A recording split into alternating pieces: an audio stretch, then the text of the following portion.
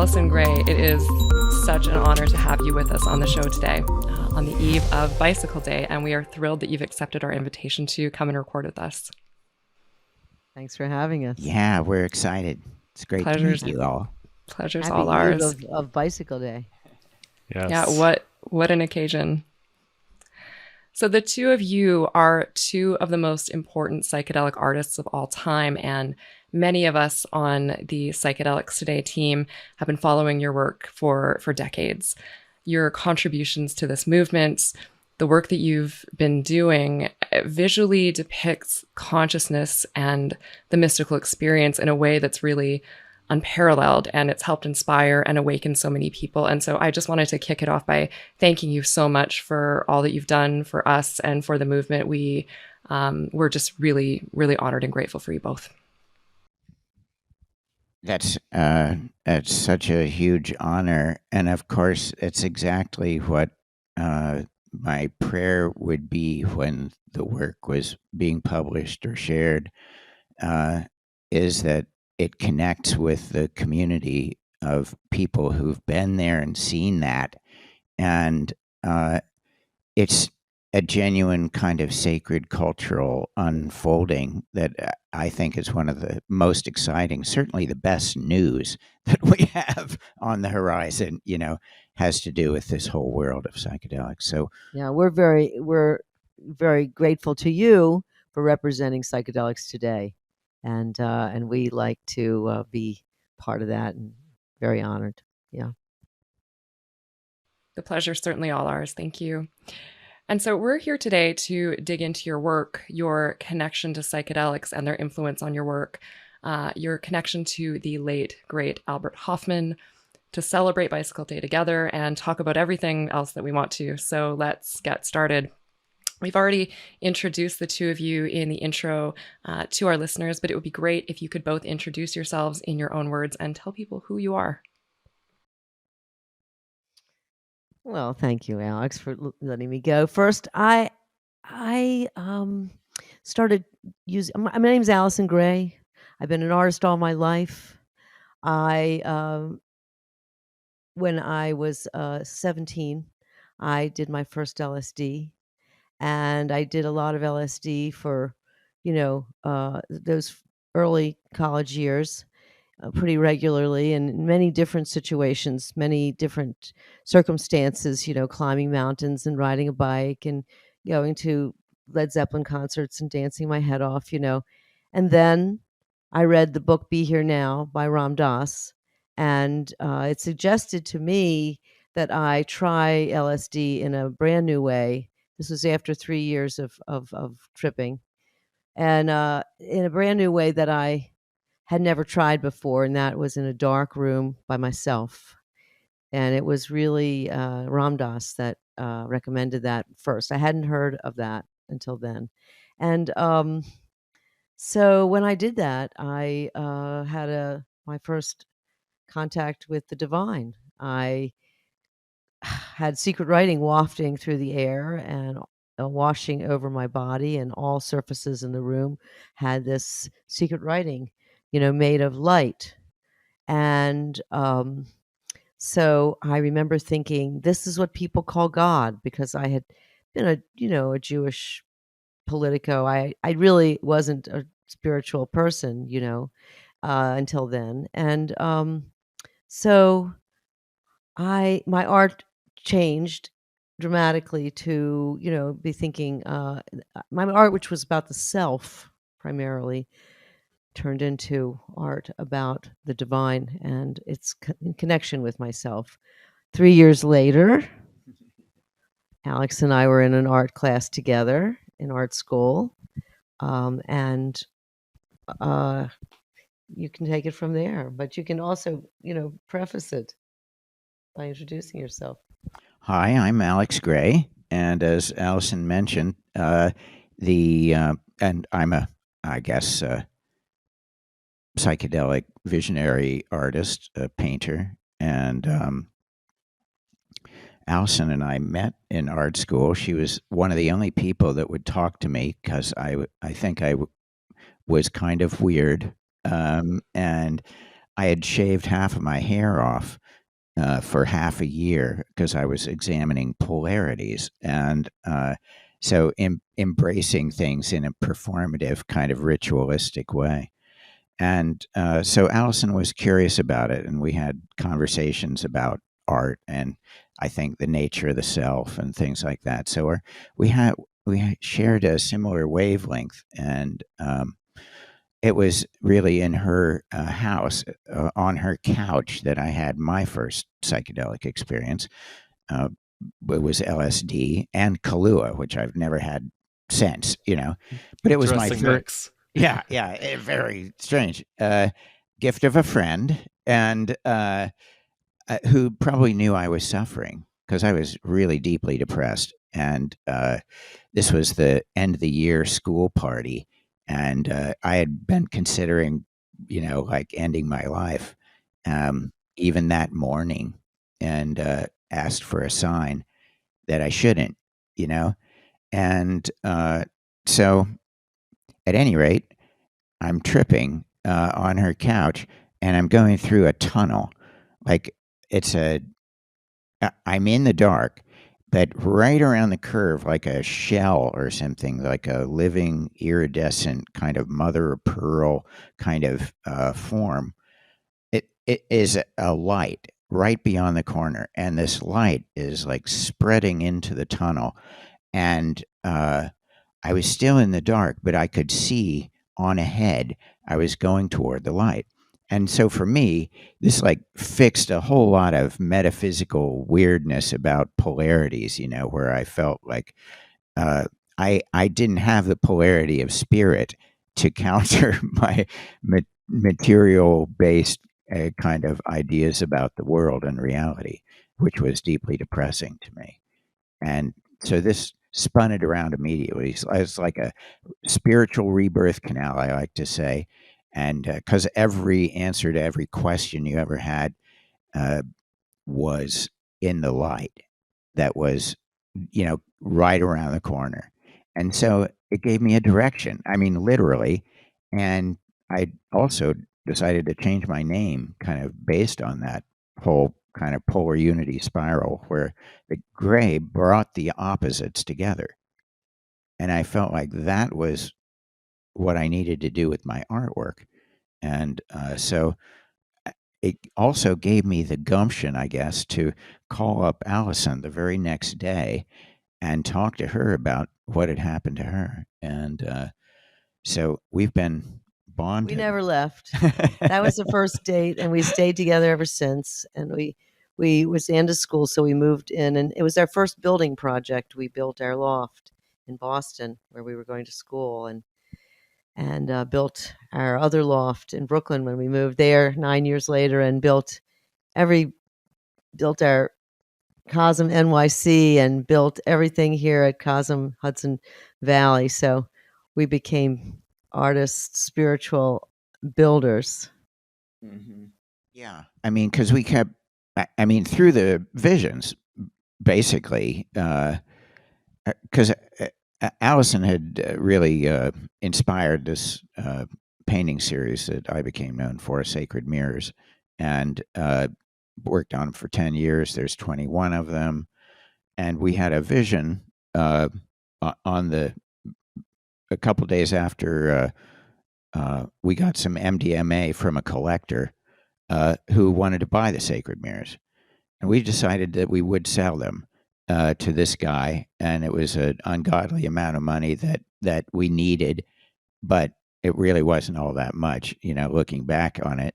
But it was 1985. He gave us some MDMA because he was going through therapy, and so we tried it a couple of days later, and we both had a simultaneous vision of a chapel of Sacred Mirrors. And so we decided we couldn't sell them, and we had to somehow create a chapel. So that's basically it from an MDMA shared vision, and probably the psychedelic seeds planted from our. We started building the same year. In 1985, we made the 21 10.5 foot sculpted frames for them. We were building from the inside out. We were building the, things that we could build without having any land or any place to put them, really. And so that's what we've been spending our life focused on, is creating. We realized later it was creating a container for the community of spiritually opened people who had been spiritually opened by psychedelics. There are a lot of people we find that have this experience of God contact through psychedelics, and whether they call it that or not, it opens a spiritual life for them. It did that for Ram Dass, and so and Ram Dass suggested meditating, and I started meditating, and early on, and it's something that we do every day. So yeah, it really has called us into a spiritual life that we didn't otherwise know, and really saved Alex's life, because they talk about suicidal ideation being affected by psychedelics. Well, he was the first example that I knew of, and that was in 1975. Yeah. Yeah. Yeah. Well, I think that they already knew that, but the war on drugs had commenced, and it helped, you learn the secret histories of these things, and you see how, it's been a political football. And so I'm glad to see that the, legalization is coming and has come for many places, and I think that it bodes well for the expansion of consciousness. Yeah. Well, I'm glad that you had that experience and you're still here, because I know how scary that can be. Yeah, you know how scary that is to have a lot of those thoughts. And I really resonate, because I found myself in a pretty dark place after having a near-death experience and a psilocybin experience kind of pulling me out of that. And I'm curious if you're open to kind of sharing, what was it about that LSD experience that turned you around? I know you kind of touched on it a little bit, but was there like a particular insight that kind of pulled you out of that way of thinking? Well, I could see, I was all of 20 or 21. So my understanding, I don't think, was very nuanced at that point. I was looking for a metaphysical or philosophical framework to hold reality in, and I felt like this is of utmost importance, and and if there is no meaning behind it all, then, what's the point of existence, and of living in an absurd, meaningless world and things like that. So at that point, that was a very deep and depressing question for me, because I hadn't had any insight that would, you know, prove to me any kind of spiritual reality was really there, even though I was making art. And I think, from my perspective now, hey, if you're being creative, your evidence, the creative spirit is what birthed the universe, like what, and you're an expression here and now of it, so you're evolving on that wave of front of reality, that is binding time together and our beings together. Well, I'd like to answer that. A year later, after we had done, after Alex had done his first LSD experience in my apartment, we almost to the day we did a simultaneous experience. The two of us lying on the bed together, blindfolded, with our journal next to us and everything, and we became part, like a node in a network of roiling fountains and drains of energy. It was like I could feel it starting when, I could feel the energy coming out of the top of my head and out the bottom of my feet and going into Alex's feet and Alex's head. We were like these toroids. We didn't know even the name then, but it was basically these fountain suck holes and blowholes, I called it too. But then we could see the vast vista of fountains and drains of everyone, and every being and thing in the universe was interconnected and made of light. And in that, I think we felt connected rather than disconnected. We felt like we were individual and independent, but also interconnected with all beings and things. Makes you feel like you are there's some, I don't know, some importance to yourself, that you really are necessary in the web of the eternal, instead of just like the nihilist feelings that you were having of not, it's not worth living. And so I think that was very affirming, and it really led to the the image of the sacred mirrors being a thing, because we did a performance that came out of that called Life Energy, in which Alex portrayed the life-size portraits of the body and the nervous system and the esoteric systems like the acupuncture meridians and points and chakras and acupuncture. And so people would, were called to stand in front of them and reflect. We actually, encouraged people to do this exercise in front of these life-size figures. And so it was clear that Alex got an A++ on his anatomy final. Okay, I told him, look, you should do these. Do them as full-blown oil paintings, and he did. And they're 7 feet tall, and you started them right away. And within a number of years, you showed the first 4 anatomical figures and one sort of more metaphysical figure at the 5th International Transpersonal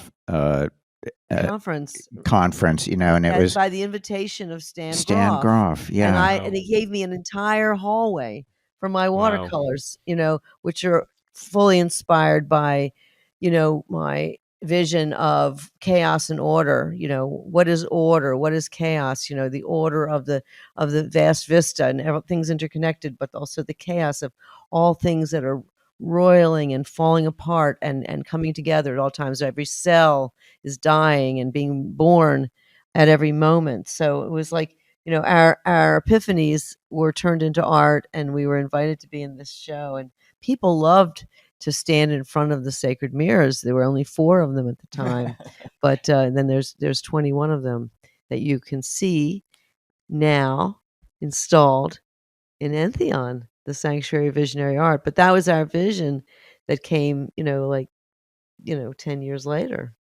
Yeah. After you had made them. Yeah, it's interesting. From the perspective of our age now, we see a direct line to what we're still doing, and that came right out of the psychedelic experience. So I think that's also why a community connects with it, because as you were saying, of course, that's my intention, is to be as clear and straightforward as I can about these very difficult to represent and very challenging and in all dimensions, kind of experiences. But the mystical experience has always been the foundation of the wisdom traditions and great sacred art.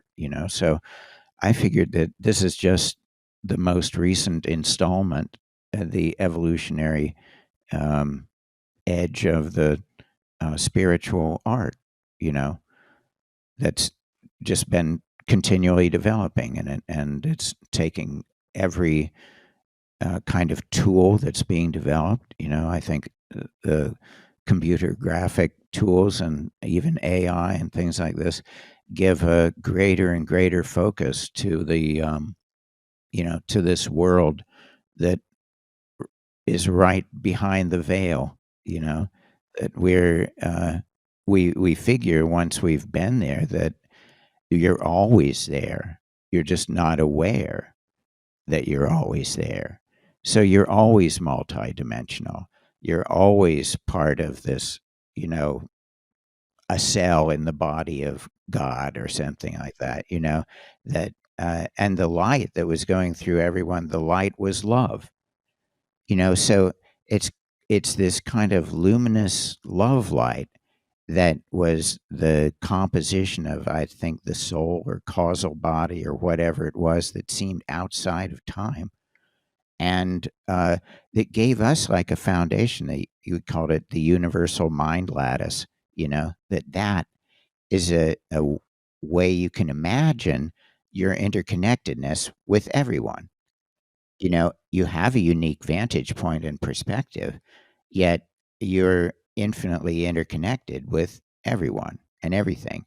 And I think that, that's basically the inside of sunyata, that we're one with everything. We're one with the one, And so I think that's the kind of mystical experiences that psychedelics dependably deliver and have for, millennia of human society and culture. And it's the luckiest, most amazing thing that we've recovered this lost thread, this broken thread with our deepest past. It's like a vine that had to be found. And when we had this experience, we started drawing it right away, like in our journal, and we both were drawing similar images.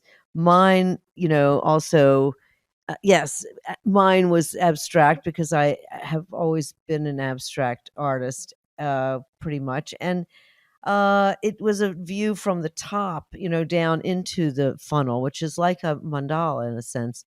And the Hindu kind of representation story about this is called the jewel net of Indra, where the god of space, Indra, has a net that spans infinitely in all directions, and at every place where the net meets, there's a jewel that's so highly polished that it interreflects all the other jewels in the net.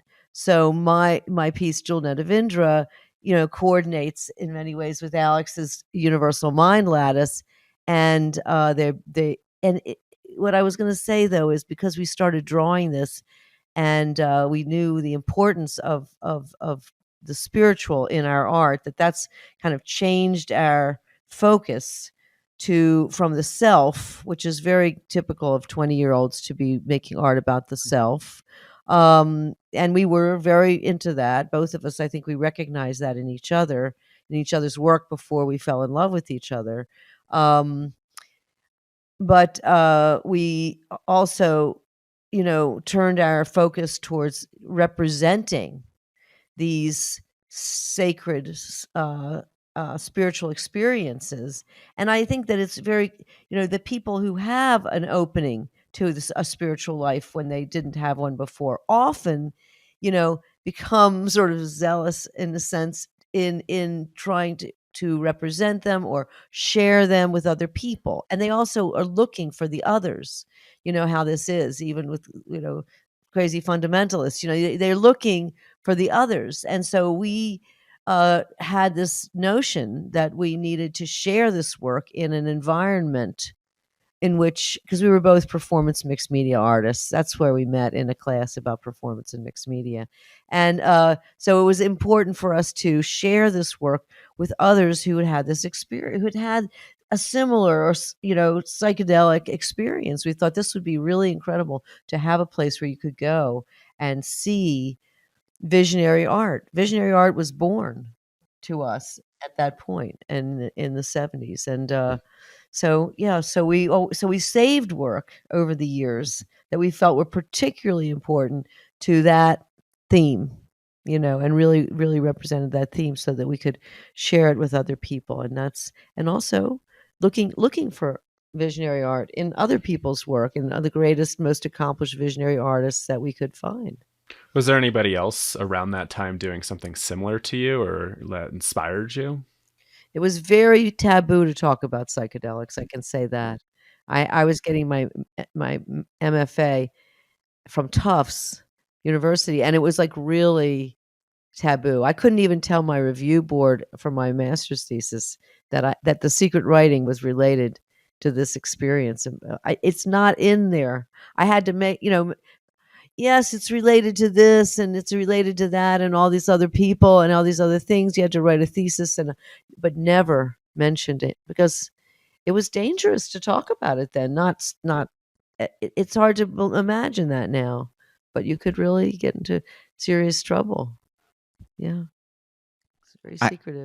I could hardly ever refrain from you never mentioning it about about my art and stuff, because it just seems obvious. I mean, it like you said, it became the kind of focal point of what our intention was, to try and somehow make these dimensions more palpable, and it if you're working with just a singular kind of image, like a painter and stuff, it's much more, of course, like animation usually, the journey, and so uh, I think that a painter tries to, find a quintessential moment, kind of like a special iconic moment of the experience, and you have to kind of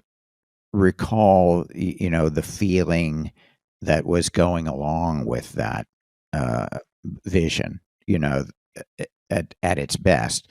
Then you can better recount it, when you're trying to reproduce it in some sense. And also, like you were saying, keep notes, that because sometimes, it seems like these are some of the most important messages you could be listening to, and it's not easy to hear the angels, so you have to put on special headsets. Well, we when you were invited to speak, because the work was so profoundly, fascinating, and people would ask you, like the heads of whoever had invited Alex to speak would say, now, for this audience, just don't talk about psychedelics. Just don't. I mean, this is a bunch of doctors, and we were like in like Central Europe or something. No, just please don't talk about psychedelics. And Alex would start talking about psychedelics immediately. Well, because the thing was, if people wanted to know where the work was inspired, he wasn't going to lie, which is what I did, because I was afraid. But I was very, very. Well, you were trying to get a degree, for goodness sake. But I also exactly, and I was very impressed with your, your unwillingness to back down, because that's what it really has taken for us to have what we have today, which is an open discussion. Psychedelics Today discussing, and many other places discussing openly the subject, and making it in science and the betterment of well people. Yeah, hooray. Yeah. Indeed. So when we talk about the mystical experience, Alex, you threw out some golden thread, and I just want to pull on it a little bit. Conveying the mystical experience, which is something that you cannot photograph, you cannot capture, and then deliver to someone else in the same way that you have experienced it. Why is art so important as a medium for conveying the mystical experience? Well, I think that our imaginations are our kind of wetlands where you come into contact with the divine, and that's the bridge right there. The visionary divine imagination, as William Blake would call it. And so I think that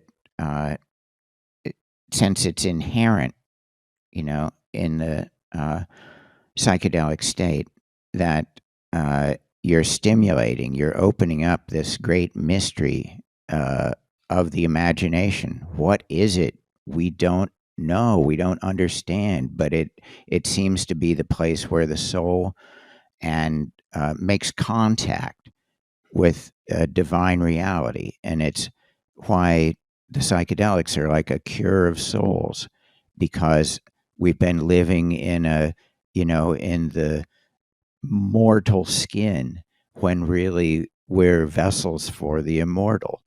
And so that's part of the idea of behind the translucency, I think, of the figures. I always felt to be a figurative artist, Allyson, and I like to share that she was born Jewish, I was Christian, so you have an aniconic religion, one that's not trying to portray God or say that it's an image of God in some way, and then because it can't be done, and then the other that, you know, God has become flesh and there's an icon, you know, so that's a different orientation toward the image, you know, but we still feel like we're dealing with the same subject, which is transcendental light.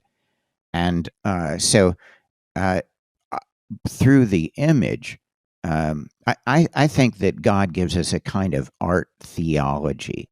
That would be the way that I would read the psychedelic experience itself, the psychedelic mystical experience, the visionary experience. You know, it's um, a well, my first ayahuasca trip, I remembered feeling like, and I was so lucky because I got a really good brew. I never tossed my cookies during that first session, but I felt like God was sitting on my eyeballs and just kind of going, what do you think? What do you think? You know, and like, you know, it's like, wow, you're making love with the divine in the mystical experience, in the divine imagination. You know, that's where the small self meets the larger self and becomes no self. You know, and so I think that the mystical experience is the cornerstone of, like I was saying, of the sacred traditions and the artistic sacred traditions as well. And so psychedelic art has been with us also for millennia. You know, Terence McKenna pointed that out. You know, that it was easy for him to see that there were mushroom-headed men running across these caves in Africa, carrying mushrooms, and little spores were seeming to fly out from them as well, and things. And there was about 5 figures dancing in this old cave art of Tassili, and that's some of the first evidence of psychedelic mystical art that we have. And we also have Cat Harrison uh, adeptly drew the mushroom shaman, you know, that has all the around the perimeter of the body, all the mushrooms sprouting out around, and looks kind of like a deer or something like that. And so it's quite an amazing webbed being. And so is that being a an evocation of a vision of a kind of totem being associated with the mushroom? It seems to be, and it certainly struck a nerve with Terence and his audience. You know, introducing this idea like uh, it wasn't just something that happened in the '60s. Psychedelic art. It's been happening for, you know, probably tens of thousands of years. And certainly we have in those figures the idea of the hybrid being, you know, that is part plant and part animal and part human. You know, these hybrid beings are the kinds of beings that we see in the psychedelic state, the entities, you know, and uh, so there's a deep connection, you know. And if you just go visionary art, you look at the foundations of art itself, you know, back to 40,000 years ago when the lion person, or lion man, sometimes called, found in a German cave, and out of mammoth ivory, but it's a fusion of a human and a lion figure. So this is, they're the archetypes, the seeds of our divine imagination that we've been carrying with us. People could see a very similar kind of thing on a DMT journey this afternoon, you know, Sekhmet is also the lion-headed goddess of Egypt. Very similar kind of archetype, you know. So the psychedelics just put us more reliably in touch with those dimensions. You know, one could always wonder when looking through the history of art, where'd all this weird stuff come from? You know, if you were growing up in the 50s, like I was, you know, it was like, gee whiz, they used to talk to angels and everything in their in these old books, you know, like why isn't that happening today? You know, and so I did a report when I was like 10 years old on LSD. And it looked really cool to me, you know. There, I was getting Life magazine, like, you know, every other teenager, you know, and or young kid, and I thought LSD was really interesting, you know, and did a report on Timothy Leary and everything like that, and got a prize in my at the science fair for my LSD It was in a work. newspaper, you know, and everything. At 10 years old. Wow. 12. You were 12. 12. Was I 12? Yes, you were Okay. 12. Still 'Cause impressive. But still, Yeah. because it was scientific and you were very, probably very 66, called you. 1966. Yeah. Yeah. And so, but it hadn't, the big crackdown hadn't come. Hippies still looked really fun and stuff, and Leary looked like a really cool guy, you know. And so I was smitten by the psychedelic ideals early on, I think, Oh, yeah. I mean, as something hopeful. the late 60s was, you know, like you just didn't want to miss out on, you know, on everything, sex, drugs, and rock and roll. You just were not going to, you know, like go through that period and miss out. I certainly wasn't. Well, I had until I was 21. I thought I was so depressed. I thought I'll surely commit suicide if I decide to take LSD, you know, because it just exaggerates wherever you are, you know. And Yeah, the so non-specific amplifier. yeah, But, yeah. you know, they say that, and I think it's really true. But I think that it also has this healing effect for so many people and so many for addiction as well. I was an addicted person, and it cured me, you know, over many years of experiencing it. I was cured numerous times, you know, but always I think psychedelics played a part in that. I didn't go to psychotherapy or anything like that. It was personal psychotherapy. You know, you do it on yourself, and we always took it seriously, and we always did it together. You know, or you know, you went to Brazil, and I did it before I knew you. But when we were together, we could do it together, and we could watch out for each other. Took me right outside of my miserable psychodrama self, and immediately I got a psychic swirly, you know, to, you know, show me the way. So that was a confirmation, and all my prayers basically were answered in that, and I got to meet the love of my life, really because of it. So we're very thankful, and it's one of the reasons why we've always loved celebrating Bicycle Day, you know, which has been something that we've done for many, many years. Yeah, we gave many parties for Bicycle Day, parties and celebrations and gatherings, you know, were in my history. And you know, and I was giving the party that we met. So you know, so we continued to be you know, doing and do those kinds of things for our community, including others, inviting everyone, and growing, and growing and growing. You know, there's a lot of people who want to share the joy, and because psychedelics, the psychedelics that we use are not addictive, you know, you can actually take a pause afterwards and really integrate some of what you learned into your creative life and into your relationship life, you know, and you have some stuff to work on. So you do. Yeah, what are some of your bicycle day rituals? I'm thinking, actually, it just kind of hit me that one of my best bicycle days was in 2013. It was at the MAPS conference, and you guys were doing live art up on stage, and Simon Postford from Spango was playing. I was like, oh my God, this is like the greatest day of my life.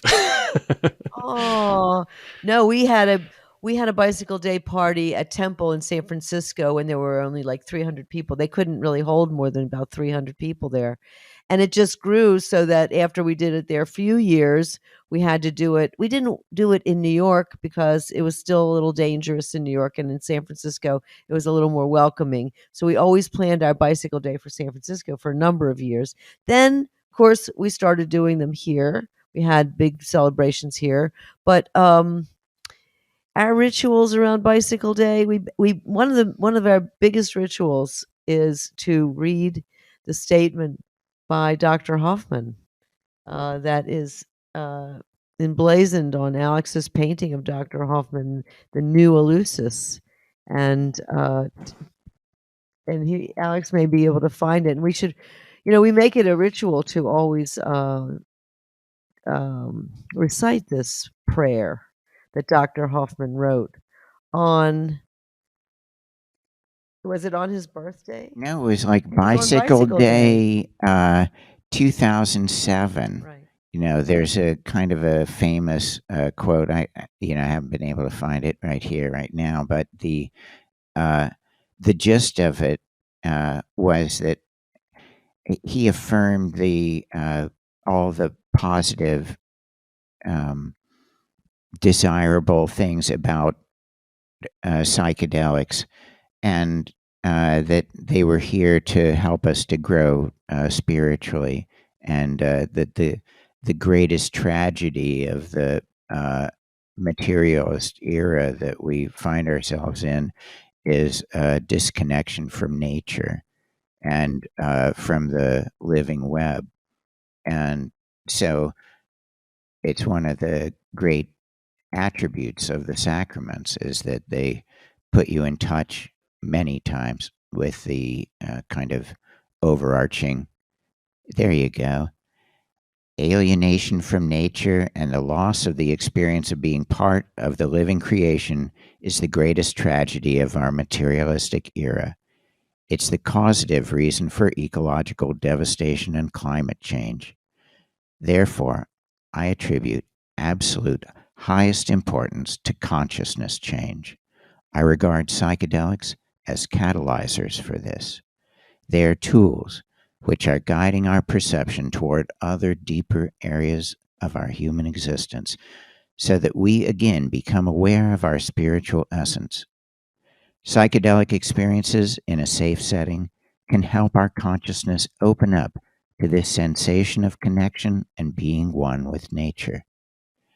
LSD and related substances are not drugs in the usual sense, but are part of the sacred substances, which have been used for thousands of years in ritual settings. The classic psychedelics like LSD, psilocybin, and mescaline are characterized by the fact that they are neither toxic nor addictive. It's my great concern to separate psychedelics from the ongoing debates about drugs and to highlight the potential inherent in these substances for self-awareness as an adjunct in therapy and for fundamental research into the human mind.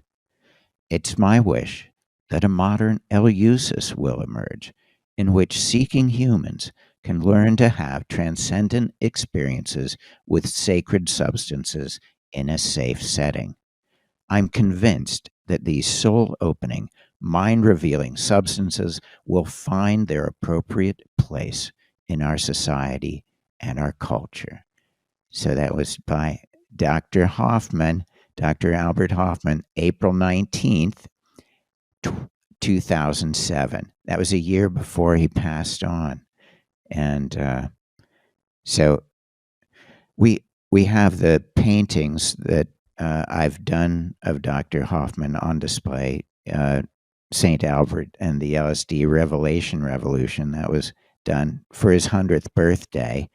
And he signed the back of it, which we thought would convert it into a relic, because I was seeing these scientists as having these kind of iconic personalities, and they were the vessels through which the alchemically, appointed psychedelics, came through. And he was a very spiritual person, and I think kind of a mystic in his own right, even before psychedelics. But so it's amazing.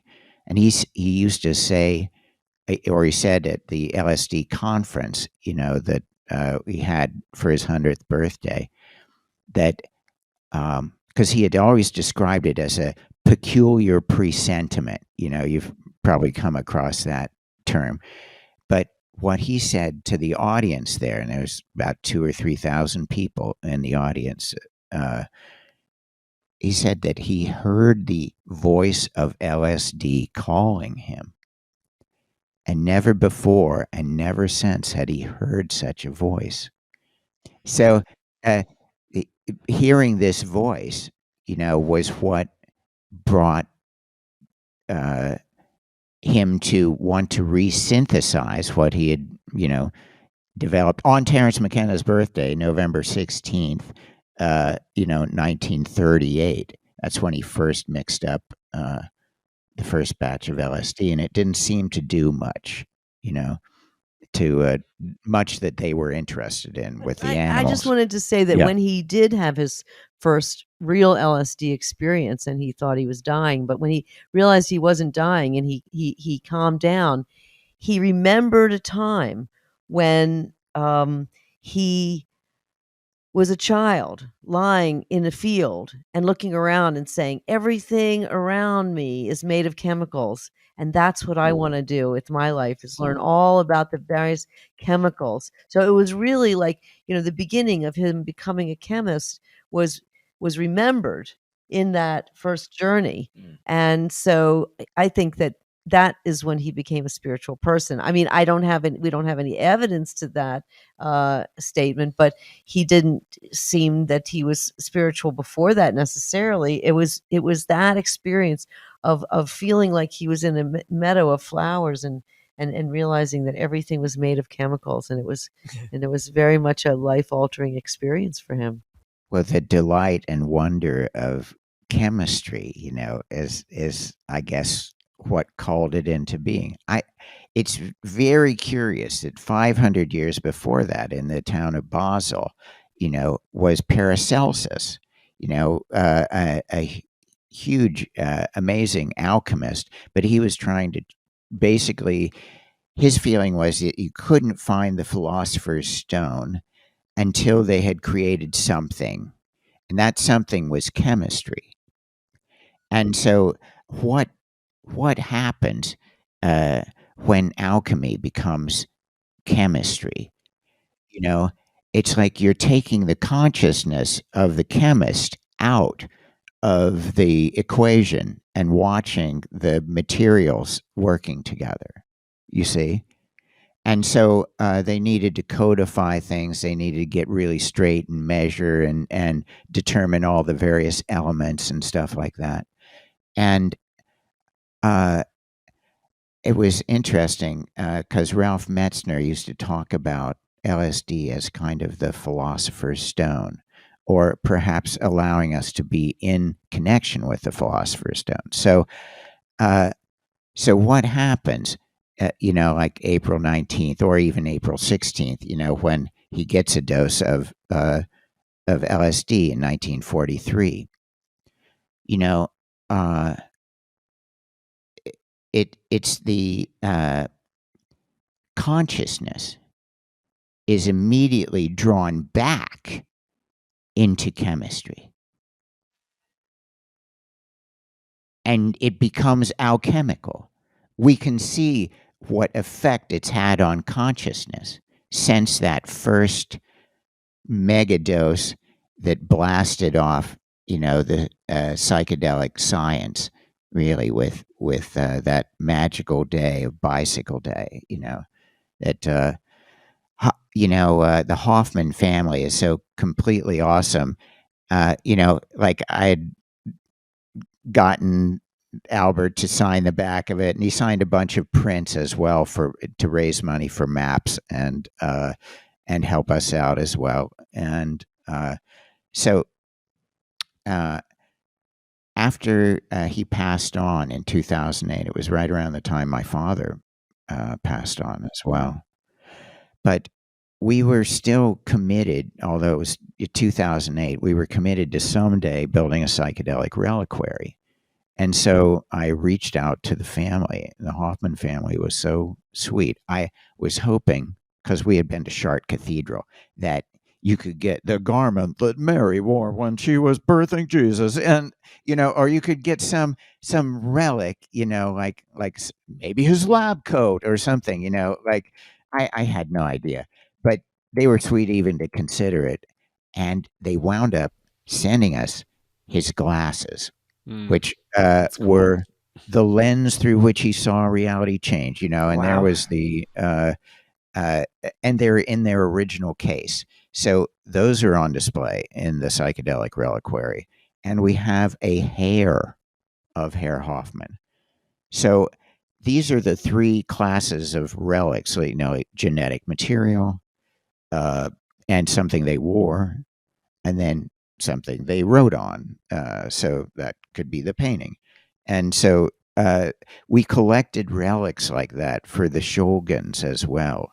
Oh, wow, and cool. And for Ram Dass and Timothy Leary. We've got Timothy Leary ashes. and Richard and Ralph Metzner and Yeah.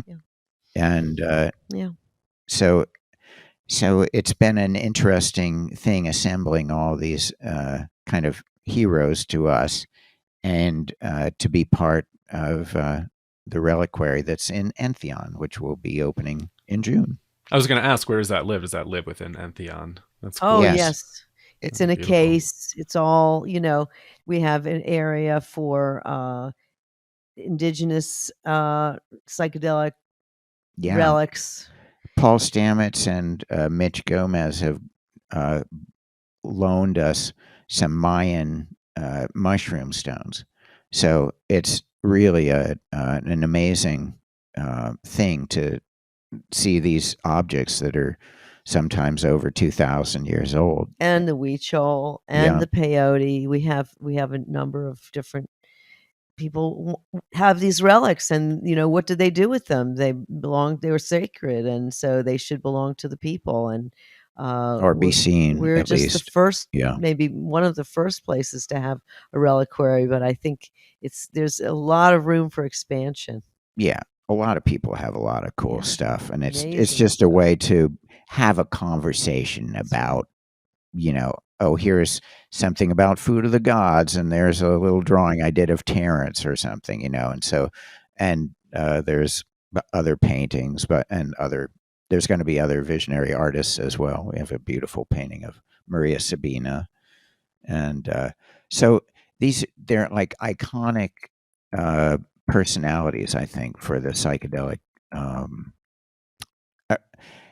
I couldn't help but see it somewhat religiously, and it's why we're a church. We're like an art church, but this is a way of acknowledging that not that they weren't human, they were fully human, but they also had extraordinary things happen through them.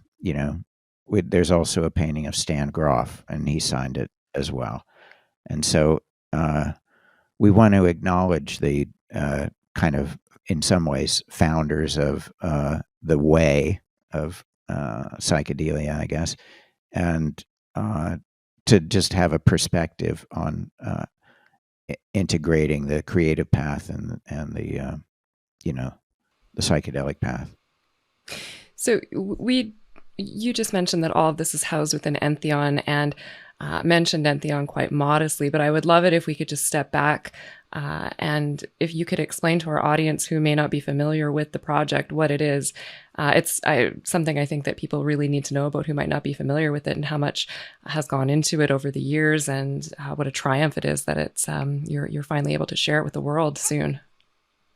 Well, in 2008, COSM, Chapel of Sacred Mirrors, an organization that was a nonprofit since 1996, became a church in 2008, an interspiritual church. That means inclusive of all traditions, including the psychedelic tradition. And that was our intention, was to, invite everyone. And so we moved to the Hudson Valley to have a more tranquil setting. We were in New York City for 5 years in a rented floor in Chelsea, and we moved to a beautiful 40-acre retreat center where we can have classes and this setting that you're seeing right now is where we've held probably hundreds of full moon ceremonies in the last 15 years.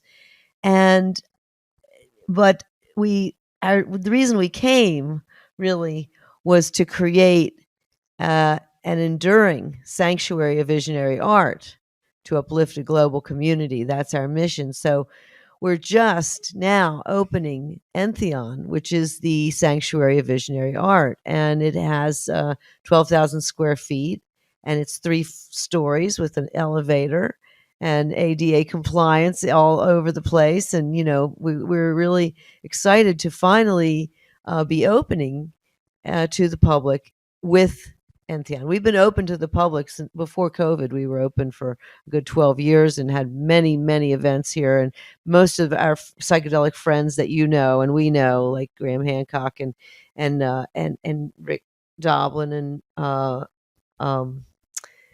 and the painting that you just did, and Roland Griffith's painting, and we've had panels of wonderful Dennis McKenna. Everybody's been here. We've done lots of psychedelic sessions, and not sessions, but like speakers, speaker panels and things like that. But anyway, now to have Entheon, we have a stage all electrified and projections, and we're multimedia ready, and to open and accept the public in to see the art, which we've been wanting to do that. Oh yeah, now we're very excited that and it's what we've been building toward all as a team. As we were recounting, there's a lot of technical things, about making buildings, having the sprinklers operational, and having enough parking for people, and lighting and things like that. But these were all improvements that the retreat center kind of needed. So the opening will be on June 3rd, which is the full moon coming up. And it's interesting because, of course, June 3rd was an important date for us. Back in 1976, on June 3rd, was when we had our opening to the Universal Mind Lattice. And so, in a sense, this is it was an affirmation from the moon that this is a good opportunity. Why don't you acknowledge this? This is like at the heart of the sacred mirrors. And so it was like the stars and the moon was lining up and just saying, time to open. And after that, we'll be open like 3 or 4 days a week, and people can come and just self-tour, and then we'll have a lot of events in there as well. And the full moon will always be held in there. So, yeah. On the first floor, there's the All One Gallery, and that will contain the art of the more international visionary artists, and some young and old, and posthumous. And posthumous as well. And there's a little info or inspiration area, that talks about what is visionary art, and shows what we envision for the future of the property, and shows a little review of the building process. And the psychedelic reliquaries on the first floor, as is the Entheon shop. And the tool shrine. And the tool as well, shrine. Oh, cool. Which is, like the amazing rock band Tool have been friends for, I guess, over 21 years now, since Lateralis. And so I've had the opportunity to do so much and share so much of my art through their magic kind of following that is really unlike any other rock band, I have to say. And so we had envisioned that some way we would try to thank Tool, and I've collected some objects, and there's some things that relate to prior albums or poster campaigns and things like that. So it's a lot of ephemera, but it's a way of acknowledging the importance of the band. And then on the second and third floor, the Sacred Mirrors are up there, and then Great Hall, where we have our largest attended events, will be in the Great Hall with some of Alex and my most transcendental works that we've saved. And then like there's Net of Being, which a number of people, well, it was part of the Tool album in 2006, 10,000 Days. And so this head grid, that goes on infinitely, is something numerous people have told me that they've seen themselves or been there, even before seeing my painting, they would say. And I've heard it on so many occasions, and because it was the circumstance under which I saw them, and so I'm not shocked, And the 15-foot painting Theologue, which was, people think of it as like it's practically, considered in the public domain, even though it isn't. It's Alex's painting. The original will be there, as is my two diptych of Jewel Net of Indra, and Chaos and Order, and Transfigurations.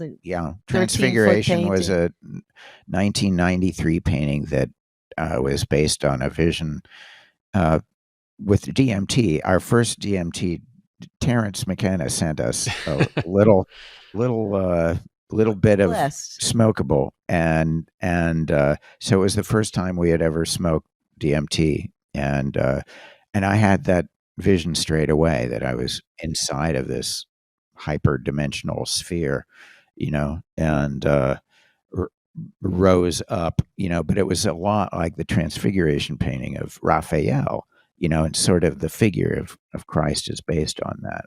And the 12-foot painting, The Great Turn, which is the most recent Tool album, and it's an enormous, monumental work.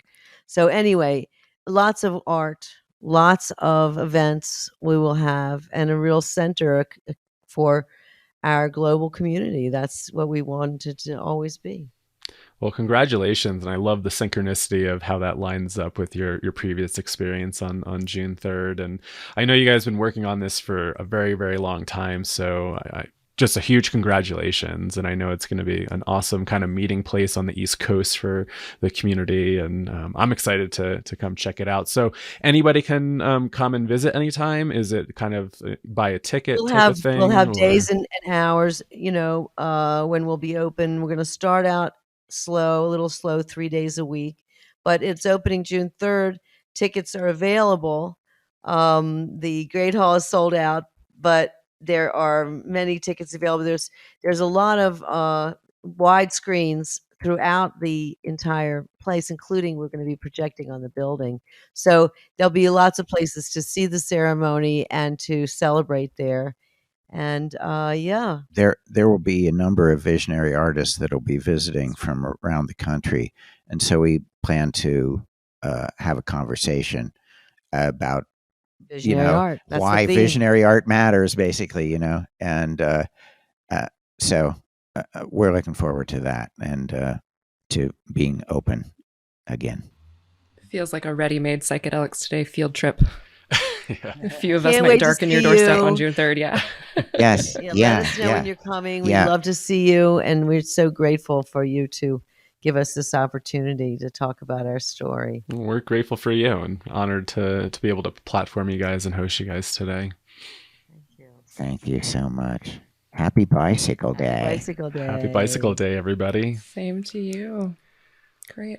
All right. Well, it's been a pleasure, you two. Thank you so much for joining us. And we can't wait to chat with you again. And thank you again for everything you've done for us and for the movement. And thanks for joining us today. You're so kind, Victoria. Thank you. Thank you. It's so great to see you both.